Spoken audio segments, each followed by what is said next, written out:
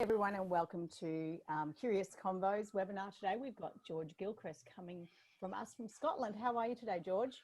I'm fine, thank you. It's a beautiful morning here in southern Scotland, the sun's shining. Yeah, it's a gorgeous day, and thanks for the invite. Great to be here. It's wonderful to see you. And Chris is joining us today too. Yeah. Hi, how are you, Chris? I'm good, thank you. From sunny Melbourne, a fellow Scot. So this is an absolute delight for me to be having this conversation with George. I know pretty much exactly where he is in the country now from our previous chat. So yeah, pleasure to be here this evening for us. Yeah. That's wonderful. Awesome. And George and I were just talking about where we first met and who introduced us. And I just wanted to show you a picture of George and I quite a few years back, George, that you came and visited Australia. Yeah, But it it was Alma Harris who introduced us or told us to get connected, which we did. And then we wrote an article about, well, I took it from the Australian perspective of the importance of being connected, from the university through to the teacher, the practitioners, the policy writers. And that's what I wrote from Australia's point of view. And you also wrote for that article as well. Did you want to share what you wrote about there? If I could remember, I would. But it was about that connection and developing your professional learning network to beyond those immediate people that you come into physical contact. And we can do that now through technology. And today's a perfect example of how we can do that and why it's important to do that as well. Yeah. So today our topic's Practitioner Enquiry. I've read part of your book and I'm wanting to know, if a teacher asked you and said, what is Practitioner Enquiry? George, how would you describe it? Right, well, if you teachers in Scotland can go to the GTCS website, and on the website they use the definition given by Ian Mentor and colleagues down in Cambridge, and he talks about it being a finding out, a discovery, and being able to defend a position as a result of the inquiries that you make. So what it is, further to that, is a systematic way. Gives teachers and practitioners a systematic way of looking at their practice, examining their practice, and looking at issues, especially around learning. It's very much, for me, Practitioner Enquiry was very much focused on issues around learning that teachers were identifying in the classroom. The focus not so much on the teachers, but on the issues they themselves were identifying around learning. And it gives them a systematic, repeatable way of, when they identify an issue, something that's given them concern, they've got stages, they've got a way that they know they can deal with that, rather than thinking, oh, I've got an issue, but I'm not sure how I go about dealing with that issue and how I go about rectifying that issue or improving that situation. So it's about being systematic, it's about being inquiring, and about, for me, it was always about developing different dispositions as a teacher and as a school leader. So it's not just about a one-off piece of work or a thing. Although, if you talk to Kate Wall, if you talk to Kate Wall at Strathclyde, and I have talked to Kate, and actually I now believe it can be a thing as well as a process. But for me, my aim was always to develop a process of development and growth for teachers and for schools that became embedded in their professional identity, rather than something that was added on and something that was done to them. I look at it as an investigation into your practice.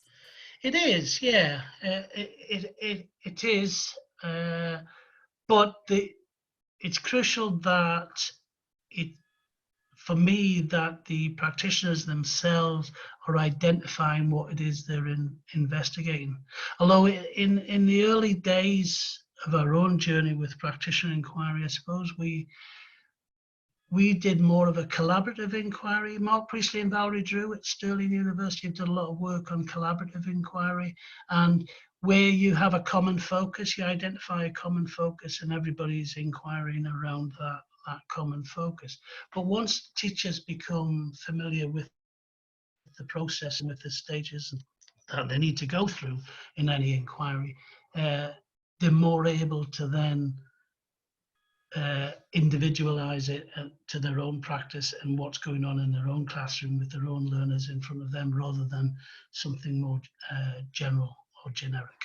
I know later we're going to go through those complex steps. Well, they're complex, but they're not linear, the steps that you use for the practitioner inquiry. But how do you create the conditions in your school to make this successful, this practitioner inquiry successful?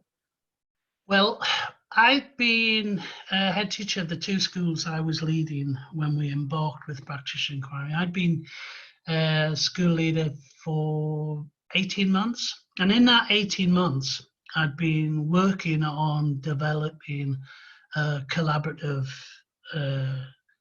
culture based on trust. Because prior to my arrival, the school culture had been very hierarchical, and it was a very top-down directed approach to school development and to teacher development. The head teacher made all the decisions, and they passed it down the chain of command, and everybody did what they were told they had to do. Now, when I first tried to change that, teachers didn't trust me, to be honest. They, you know, because it's very easy to talk the talk, but it's more difficult to walk the walk.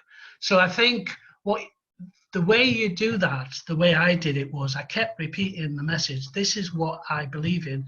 These are the values that underpin everything that I do.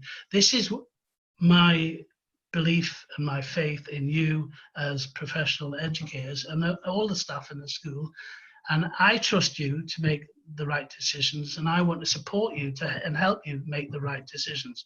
Now, when I first said those things in staff meetings and in conversations with colleagues, they nodded and they smiled. Oh, yes, yeah, great. But I don't think they really believed it because of previous experiences, and some of them thought it was a trap.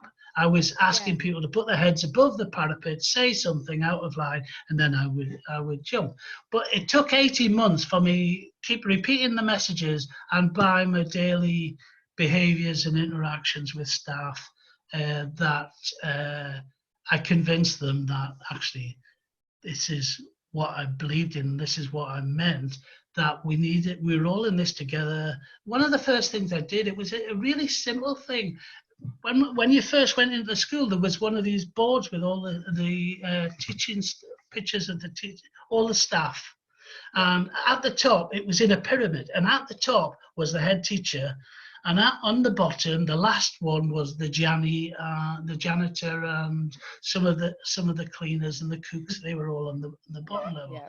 And one of the first things I said to the office staff, I said, take that down, just get all the pictures of staff. I want people to know who we all are, especially me being you, but just mix them up, put them anywhere. And I just wanted in rows. I don't want any pyramids or anything like that. Now, it was a simple thing, but it was another easy way of reinforcing the message that I was trying to give to people, that I wanted us to work collaboratively and I wanted us to work as a team, and I was going to trust them as long as, and they needed to trust me as well. To me, it sounds like self-determination theory, right?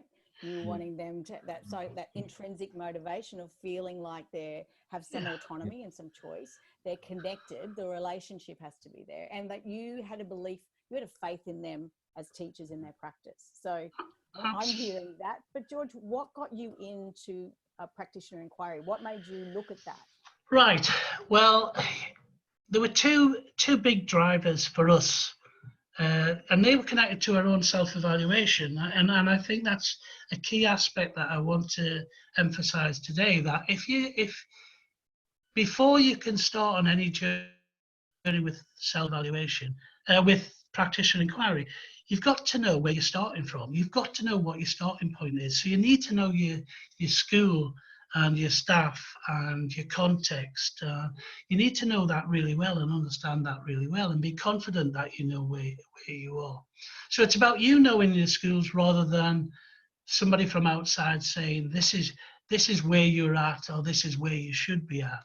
So from our self-evaluations, two clear messages were coming across to us. One was that people were generally dissatisfied with the professional development activities they were already involved with.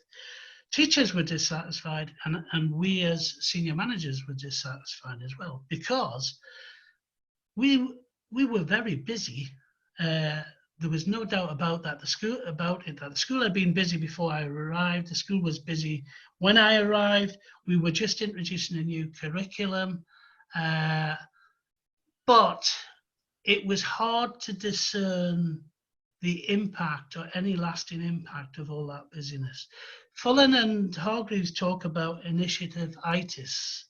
You know, that constant stream of continuous initiatives and change. Silver bullets. Yeah, the search for the panacea, the search for that magic solution that's going to solve everything. And I was just as guilty of that as anyone else as well. But staff were telling me, and myself and my senior management team were all saying, there's got to be a better way than what we're doing at the moment. Because part of that was we were identifying things that we wanted to do, but the senior managers at a local authority level and at a government level, they were identifying things they wanted us to do as well.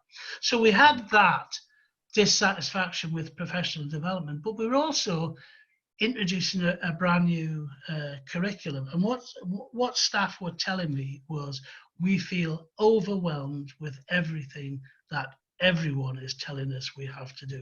We're overwhelmed. Professional development is not helping us. What are you going to do about it, basically? And I wanted to try and solve those problems. So I started having conversations with staff, and I was introduced to Gillian Robinson at Edinburgh University, and Gillian and I started having conversations about a different way, a different approach to professional learning and to school development as well. Now, she never called it Practitioner Enquiry to start off with. She just described the characteristics of what we would be doing, what the expectations would be for staff going forward, and for the school going forward, and for me and our leadership team. And what she described to me, I thought, this is it. This is what we need to do. We need to start thinking about a deeply embedded process and a way of being, rather than this succession of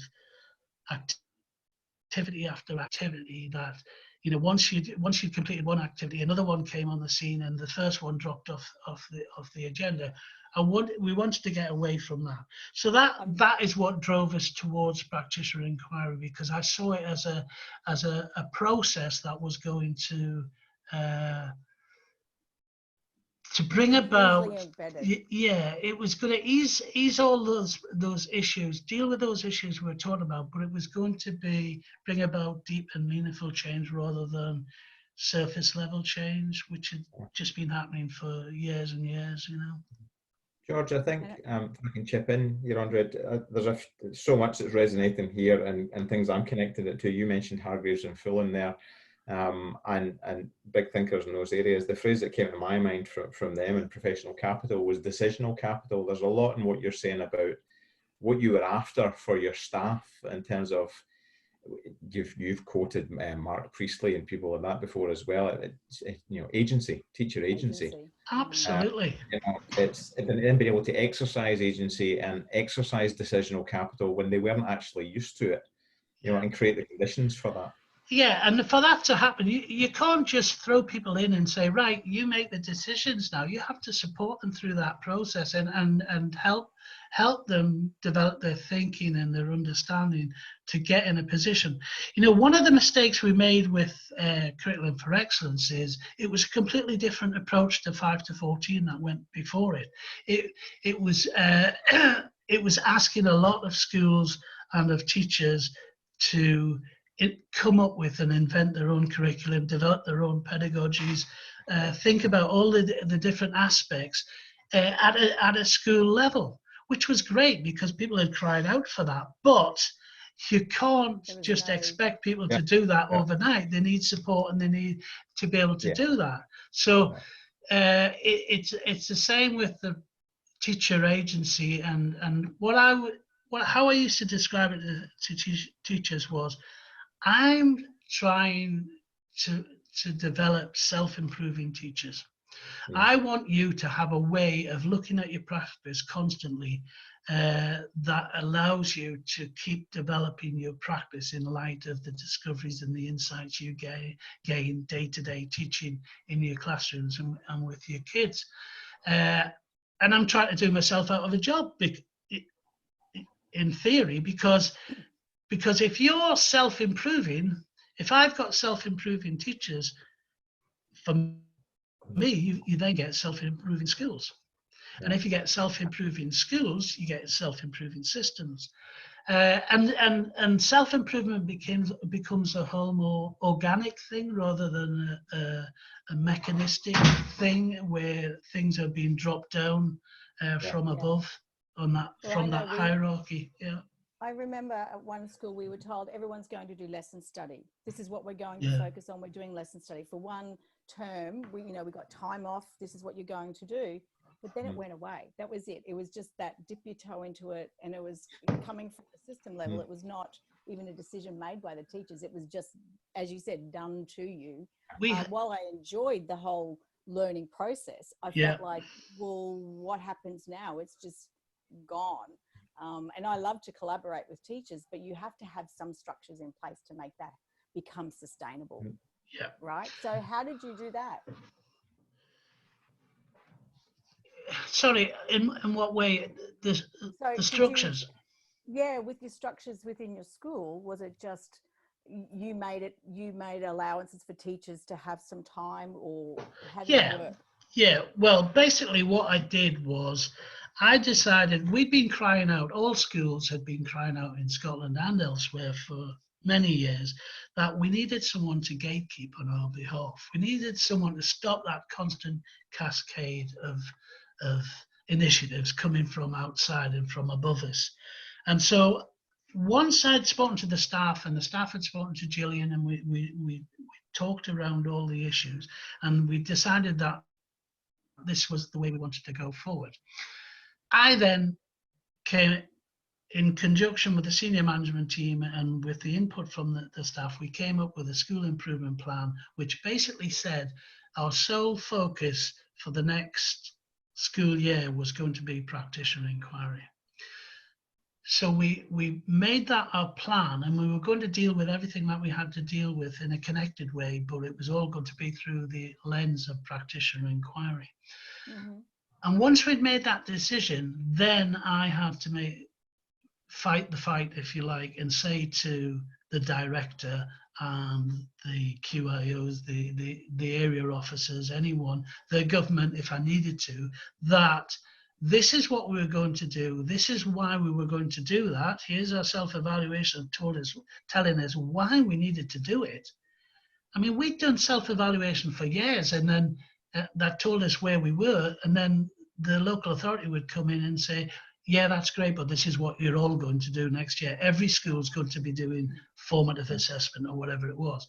So you had to be, I was prepared to have the fight with the director and with the people outside and say, well, this is what we've decided to do. I've submitted my plan. No one's knocked it back because no one read them anyway, but no one's knocked it back and said, you can't do that. So I'm doing that, and I'm going to stop anything else coming in. So we had collegiate activity time, which is professional development time, and we, in conjunction with the staff, we sat down and we worked out how we were going to allocate that professional time to give people the time and the space to be involved with inquiries.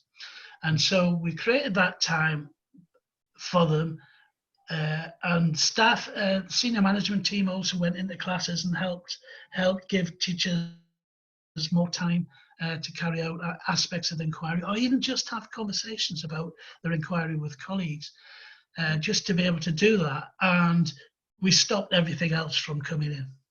And it led to many an interesting conversation, as you can imagine, Chris, with directors of education and Well, area yeah, managers. I was going to say, George, I reckon I'm now based in Australia, been here nearly 10 years now, and I still remember all of those terms. And just to clarify for other people elsewhere in the world listening to this, the 5 to 14 curriculum was age 5 to 14, and it was very prescriptive.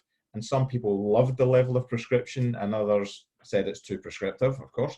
Yeah. And then when we went to Curriculum for Excellence, which I was actually involved in as a secondary teacher in Scotland before I left, trying to make sense of that. The other argument, the other extreme it swung to, well, they're now not giving us enough guidance. And some teachers loved the new freedom and new autonomy that they had to take control. Mm. And of course, the governing body, they're saying, what you complaining about? We're giving you what you've always said you wanted. And it's that whole paradox of choice. There's now too much freedom or not enough guidance. You know? So, Yeah. but what I hear in your story there, George, is that really decisive leadership, that you were very clear on what you stood for, what your school was going to do. It wasn't that you were saying no to things or setting completely your own agenda, but it sounds like the practitioner inquiry process was a process rather than a thing. I think come back to that. It was a process that would help act alongside your leadership as a buffer for those initiatives or a filter for those initiatives. And that through that process, you could demonstrate that your school were meeting all those requirements, but you were doing it in a way that gave your staff some degree of autonomy. Absolutely. And what staff were saying after a year or two was that was exactly what's happening. They felt as though they were able to look at we were looking at everything that needed to be considered. We were looking at the curriculum, we were looking at pedagogy, we were looking at assessment, we were looking at reporting, but we were doing all of that in a connected way through the lens of the inquiries that people were carrying out. So if someone was inquiring into an aspect of literacy, teaching of literacy, and an issue they identified in the classroom, they couldn't do that without thinking about pedagogy, without thinking about the curriculum they were trying to deliver and how they were trying to deliver it, without thinking how they were going to assess that as well. But they were doing it in a connected way rather than saying, which is what had happened before, 1 year we're going to focus on formative assessment. We spent 2 years. We're going to focus on formative assessment. Then we're going to focus on curriculum. Then we're going to focus on pedagogy. Then we're going to focus on reporting. And it was all disjointed. It was all, and by the time you got to the 4th year or the 5th year, whatever it was on the 1st year had dropped off the agenda.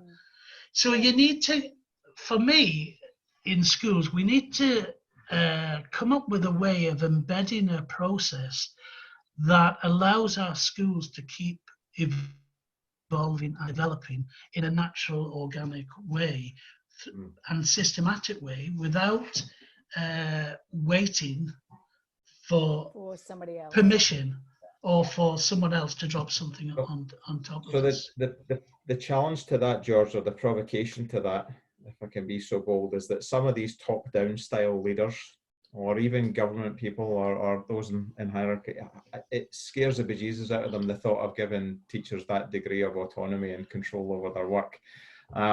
So how do you, I'm curious now about what the starting points are, or what the parameters are around what people can have as their starting point for their inquiry. There's other practical things, obviously, about the process, but so it's not just pick your own adventure and a free-for-all. No, absolutely not. What we identified as a staff, that what we said, what's our core business? What are the things that we need to be focusing on?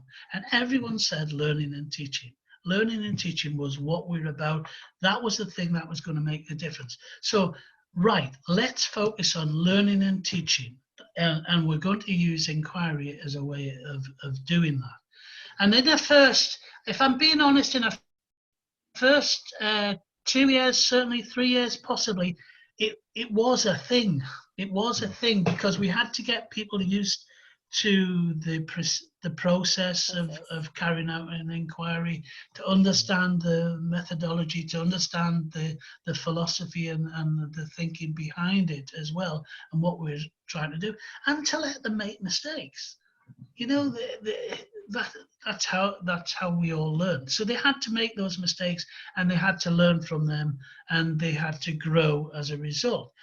So, but after that, after those initial first 3 years, we were much more able to say to staff, right, you identify what it is you focus, as long as it's around learning and teaching, and long as it's about an aspect of the curriculum that we are delivering in school, and an issue around learning connected to that, that's okay. You know, they couldn't just go off and suddenly decide to do something completely out of the wild. So they would make a proposal of what their inquiries intended to be, and why they wanted to have them as their focus. They would bring that to myself or to other senior managers, and we would have that conversation with them about why they'd chosen that, how they hope to take that forward. And we knew that, we were confident that what people were choosing to focus on was our core business, learning and teaching. It wasn't something else that had come in from somewhere else, you know. So George, can we go through the process? Because I know you've just said, let's formulate your research question. So you spoke with the teachers on that research question. Then it comes into the next part where you decide on the focus group. Can you tell us a little bit more on that, decide on a focus group? Yeah, the focus group is, because you're not trying to overwhelm people, and when people are enthusiastic about something, they tend to overstretch themselves, and they try and do too much. So we had to stop that from happening as well. So what the clear message we gave to them was, make your focus group who these are the people, the kids in front of you that are telling you there's an issue for some reason. They're not getting the learning that you're delivering in whatever way you're delivering it. There's an issue about the retention of the learning, whatever it is. Identify no more than half a dozen children in your class. You see, we were primary, elementary, so teachers were with the class most of the day, but it's the same process in secondary. So identify a group of pupils that you want to focus on when you're trying to trial different pedagogies and different interventions to try and improve the issue you've identified. That way you keep it proportional and manageable. If you say, oh, I want him, and the other thing you've got to do is you've got to keep the focus of your inquiry very narrow as well. You can't say, you know, oh, this year I'm going to focus on improving literacy. It's just too big. So what is the aspect of literacy that is causing you the most grief when you look at the results from your children, and when you look at the results from your teaching? You need to establish that baseline data, don't you? Yeah, and that's what it's about. So you gather some data from the focus group, a small group, how they're thinking about learning, what's their approach to learning, what is the standardized assessment information you've got in school, what's it telling you about where those kids are in the learning, and you have all those conversations, you gather all that information. You then do all in the meantime, you're doing professional reading around whatever it is. That's what I used to do in my role a couple of roles back, was once they've decided what their inquiry is, then I'd try and find some research to support them, because teachers are busy, right? So then I'd say, well, there's a chapter here that you might like to look at, or there's a video here. So you provide that professional reading to and Gillian and I did that for staff as well. So we weren't saying to them, oh, go off into the ether and find some research about what it is. We were helping them. Once we knew what the focus was, we could point them in the direction of some professional reading. Out of the reading, they would identify new interventions or new strategies they were going to apply, and they would use them with all the kids, not just with the focus group. They would use that across a lesson or across a subject. And after a period of time, usually a minimum of a couple of terms, school terms, they would then regather data, go through that exercise again, because that help them identify the impacts they had had. Really so they're analysing that impact. Yeah, That having the data. I mean, Andy Hargreaves said himself a few years ago, data doesn't tell you what to do, but it can inform the decisions you need to make about whether you've been successful or otherwise, and where you need to go next. So the data is important, but it always needs to be proportionate and manageable. I was going to say, it's very specific, like you have a purpose for that data. So there's a lot of schools generate a lot of data, but then what do you use it for? So this has a very clear purpose. And that's what I was able to say to staff, and point out to those who are holding us to account, who would come into the school and say, yeah, we've got lots of data about the inquiries that have been going on, and that's deep, meaningful data, not just general stuff that I can present you in percentages and levels, and which is what a lot of people are still looking for. But it gives them there is still some of that, but it's that narrative, that discourse about what they've been doing, how what they did, what the impact has been, how do they know that that's the impact, what worked, what didn't work, what they're going to do next, what have they learned from the process, the insights they've gained. It's all of that richness that so where does the coaching come into it, George? Well, I've been thinking about this for a while, and especially working, doing a bit of work with Rachel as well, thinking about coaching and thinking, well, I didn't see myself as a coach. I went on a few coaching courses when I was struck by initiativitis, and I went on the coaching courses, and I enjoyed being on the coaching courses, but I went on them and I thought, and I think I came away thinking, well, that's what I do anyway. That's what I believe in. But I've thought about it more, and I think actually, if we're trying to develop teacher agency and adaptive expertise and the self-improving teacher, the only way you can do that is through a coaching approach, a supportive coaching approach. Because I'm a believer that improvement and development cannot be mandated. It cannot be imposed. You can create the conditions to support that, so that happens, so that people become intrinsically motivated, but you can't mandate improvement on people and development on people. The true development and growth comes when people get the insights themselves, and they have the conversations that allow them to recognize those insights and the power of what they've been doing, rather than someone telling them what to do all the time. So I'm sure Chris would love to come into this conversation. I'm glad you raised that, Andrea, because I was scribbling down here, coaching, but actually what you're describing there, George, is there's a few things that strike me in all of these kinds of processes and different forms of professional learning. One question I've got is to what degree is it an individual endeavor? But the way you've described it there, the role that you were performing, or other people with expertise or expert knowledge, or even curating the research for people, is kind of the role of an instructional coach, that it's acknowledged that there is expertise and knowledge there in the person or around you. And you were deploying that in a very respectful way without telling people what to do. They were kind of nudges. You were being a sounding board, those kind of things. It sounds like an instructional coaching role. Yes. And the reason for that is the danger is that if you just do this on your own, well, it's just completely self-confirming. It's not critical reflection. It's just looking at stuff.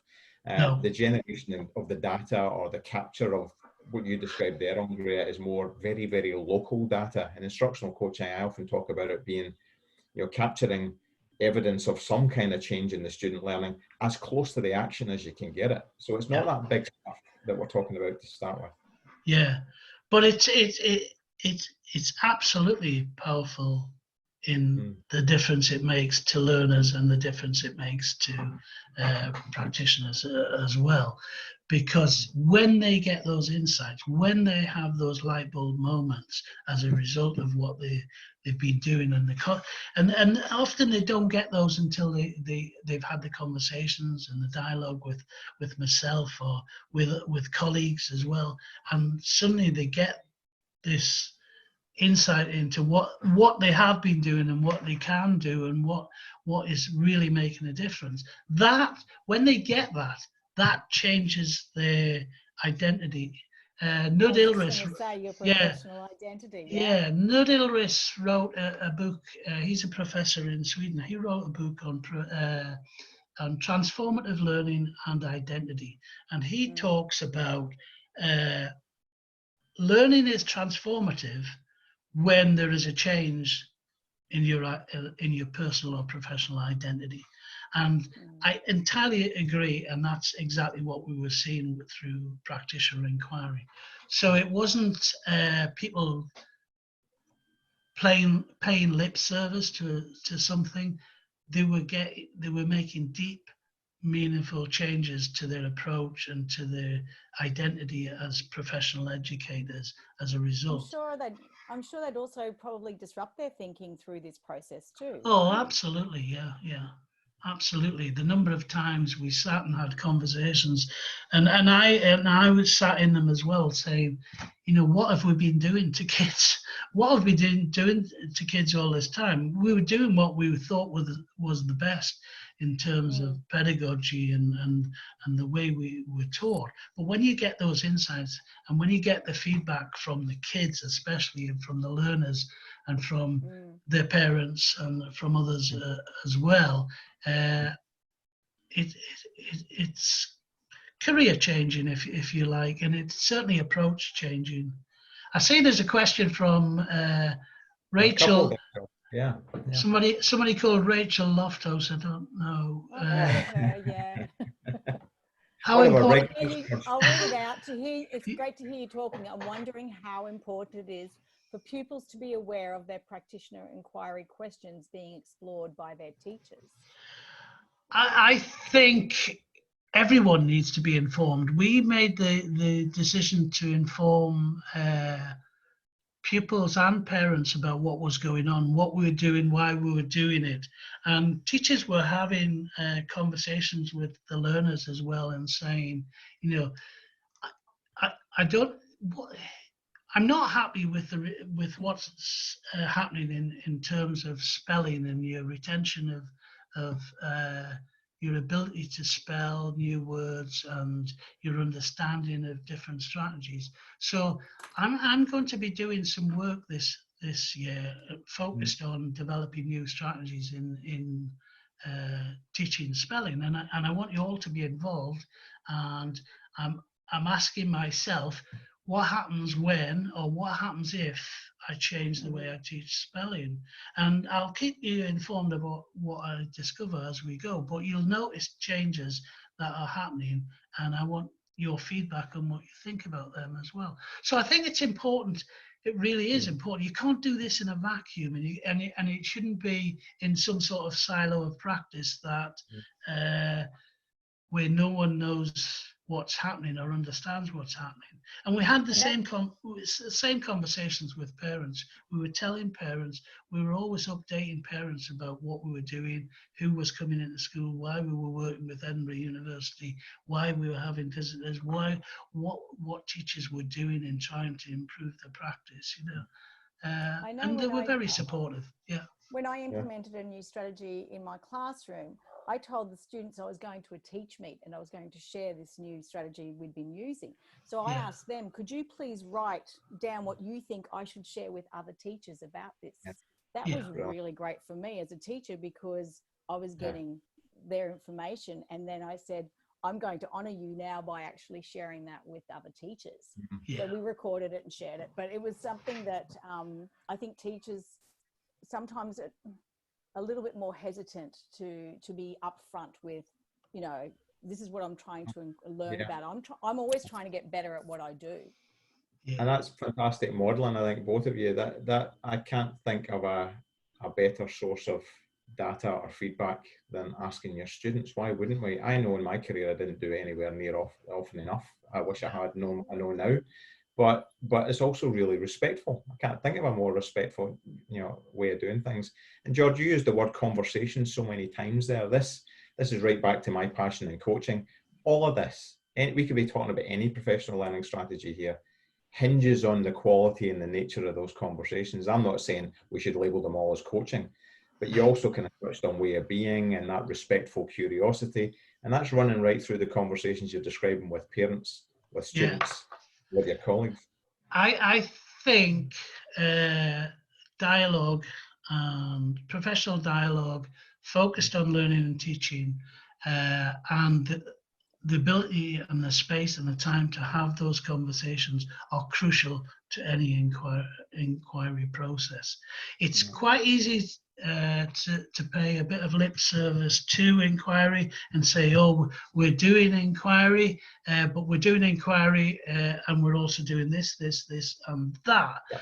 And if you do that, you're setting up your teachers either to wear them out or to not be as successful as they would otherwise with their inquiry, because they won't have the time and the space to have those deep, meaningful conversations that are going to deepen their learning and deepen their their understandings and deepen the insights they gain from what they've been doing. So you've got to provide that time. And that's why as school leaders, we have to think, if we feel this is something that is a game changer in terms of professional learning, professional development, and school development, the only way we can show we value that is to create the time and the space for people to do it properly and to protect them. No micromanaging, right? Don't get me going on micromanaging. Yeah, it definitely, you cannot micromanage this process. And nor should you try to micromanage this process. And that's why I do worry when there's a lot of rhetoric and talk, and Chris touched on it before, but in Scotland, the latest buzzword in Scotland, it's empowerment. We want to empower our teachers and we want to empower our school leaders. And my question, I agree, we do, and we need to give them agency, and we need to tap into the expertise that resides in all our teachers. But if we're going to do that, we have to be prepared to accept the consequences and the difficult questions that are then going to be asked about some of the things that goes on within the system. If we're prepared to do that, great. But if it's just, a rhetoric or a soundbite about empowering and giving teachers agency, flattening hierarchies, all of that is, I believe in passionately. But if you're just going to talk the talk and not walk the walk, and everything that entails, you'll not achieve anything like what you could achieve otherwise. So George, we're with you on that, but there is that tension, isn't there, between the need for some kind of public accountability and yes. here's me sitting saying this. I'm completely with you on this. Professional responsibility. But one of the challenges, and I can't believe I just said but. I'm sounding like a politician here. Really not. For those who know me know I'm not. But I'd say that again. What would you cite, George, as the evidence? And I bristle at that word as well.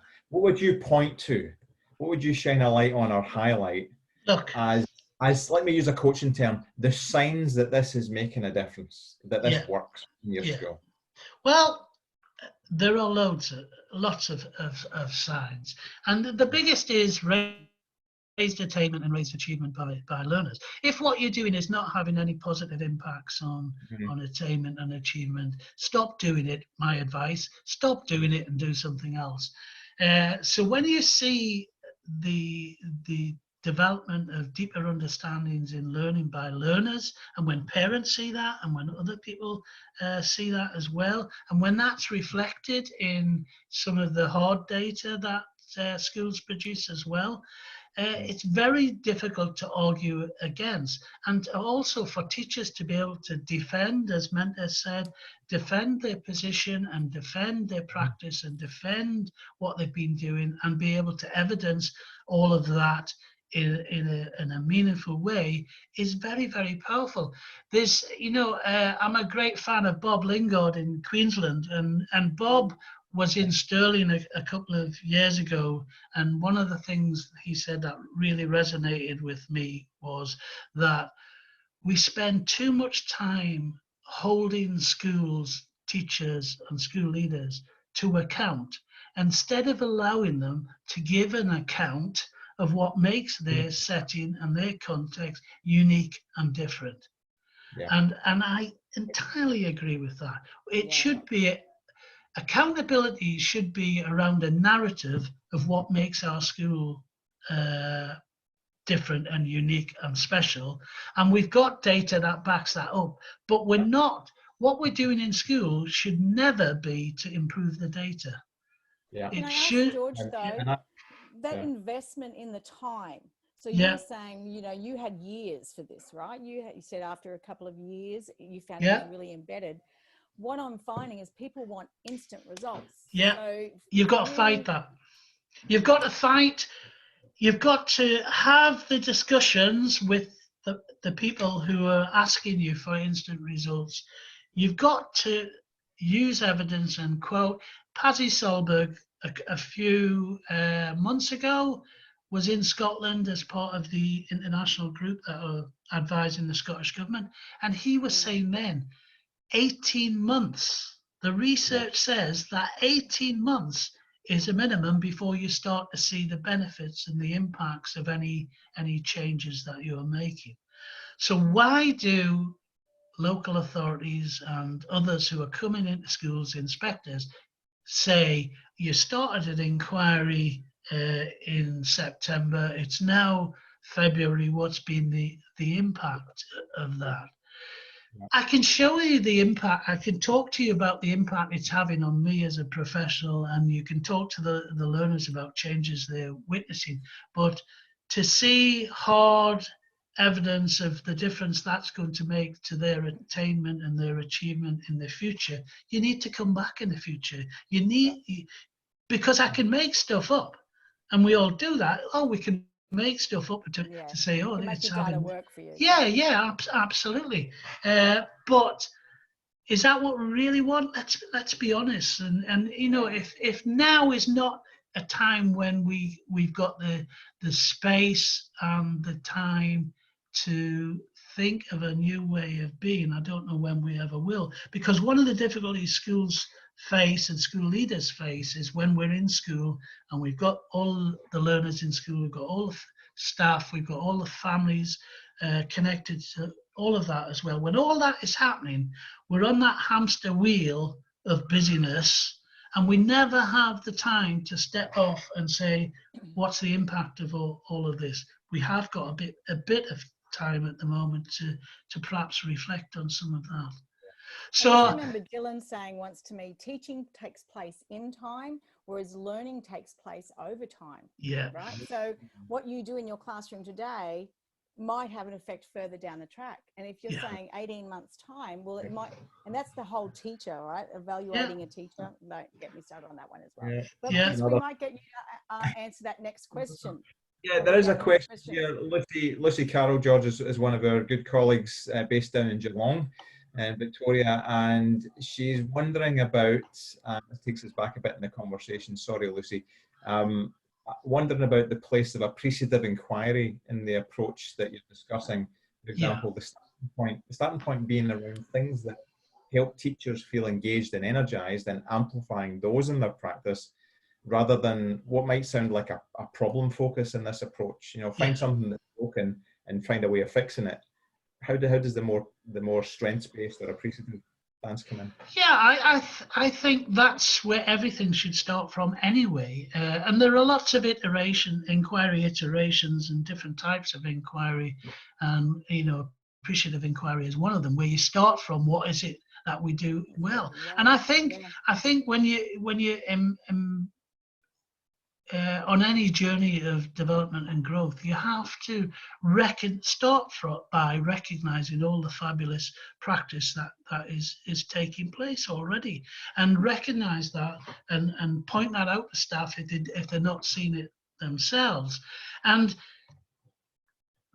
the thing I like about Practitioner Enquiry is it's not a model, that negative deficit model where you start from what are you rubbish at, and how can I make you get better at that. It's not that at all. It's about the teachers being reflective, being authentic, having the agency and the skills and the expertise to constantly be looking at and refining their practice based on a systematic way of doing that.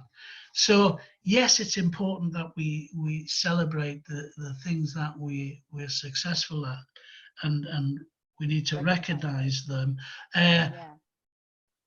And we shouldn't forget them and ignore them when we're looking at some of the things that are causing us sleepless nights. Or someone described an inquiry to me as what's your itch? What's the thing that you want to scratch about your practice?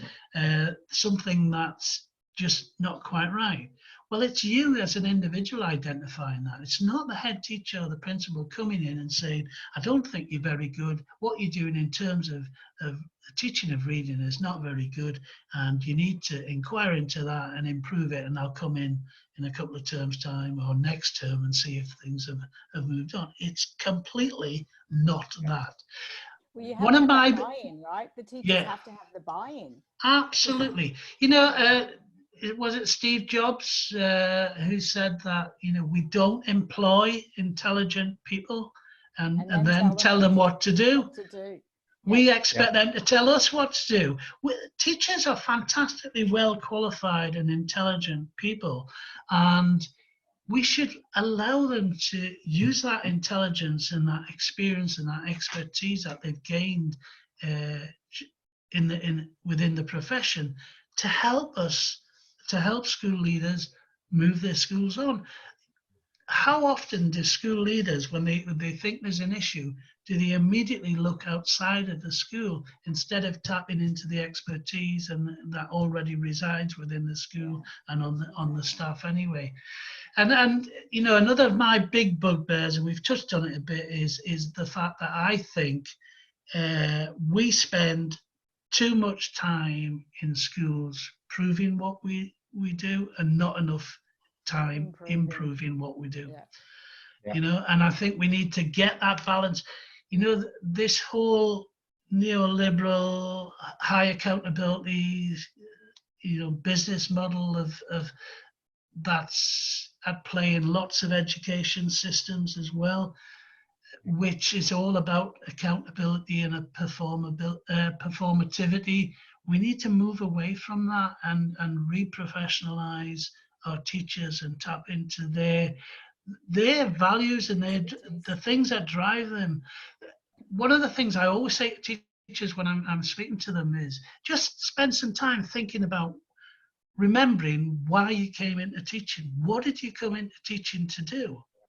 And when we reconnect with that and reconnect with our values, we're more likely to make the right decisions about the way forward for us and our context. And for me, Practitioner Enquiry did that for me in the schools that I was leading at that time. Can I ask, George, if they went through the process and just say they did an intervention or tried a new strategy and it didn't work, did they feel okay to learn from that experience? Like, you would have had to have that level of trust that they're going to take the risk to try something new, because it's so much easier to follow a prescribed textbook or whatever. Do you know what I mean? You must have created that. Absolutely. And because not only were colleagues and teachers having conversations between themselves and with other colleagues, they were having conversations with myself and with the other senior managers as well throughout the year around their inquiries about how things were going. So we wouldn't get to the end of the year and think being unaware that something wasn't working. And we might have to, teachers might decide themselves to adjust what they were doing because they could see that things were not going as they hoped. Or, it's possible I could see that things were not going to go as they planned, but I thought it was important that they carried on and until they came to that insight themselves. But what we said at the outset to everyone was that you will make mistakes. We all make mistakes. It's how we learn. It's how we grow. It's what you do as a result of those mistakes and the insights you gain. You gain just as many insights, possibly more, from the errors you make than from the successes you have. So you just have to, but you need to have the space, the time, the encouragement, the support, and the trust to be able to do that. So that needs to be built up over time. It's about that. Speaking of time, though, we're going to have to. Are we going? Yeah. we're going to have to summarize what we've discussed. I mean, we could all talk here for another hour. Yeah, we could. Easy. Yeah. Something. Just to let you wrap up, there's really strong themes coming right the way through this, George, that I think resonate with all of us who are interested in or involved in trying to improve teacher professional learning and teacher practice and so on. Apart from your very clear and decisive leadership, I think that comes through over and over right through this conversation. This strikes me as a really professional, a very respectful form of professional development, professional learning. Agency enabling, that's not one word, that's two. And that this is, it's about respecting an agency enabling PD that treats teachers like professionals. You used the word a minute ago, it's professionalizing, I think, that this thing. So thank you so much for sharing that with us, and thanks for letting me be part of the conversation. I think Andre will need to wrap up a bit now.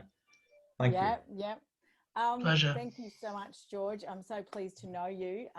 If anybody wants to follow you on Twitter, your Twitter handle is? Gilchrist George. There you go. The other way around. Same with me. I'm stringer_Andrea. So thank you so much for sharing Practitioner Enquiry. We will send out resources for people for the few things we've spoken about. We've got quite a few names there. Andy Hargraves, Michael Fullen, Bob Lingard. I mean, there's so many people you've mentioned. And as I say to other people, George is so widely read. If I ever have a question, I can come to you, or if ever I write something, I know you've edited some of my work for me and had a look at some of the articles I've written. So I thank you so much for being so generous with your time today and for your friendship over the last few years.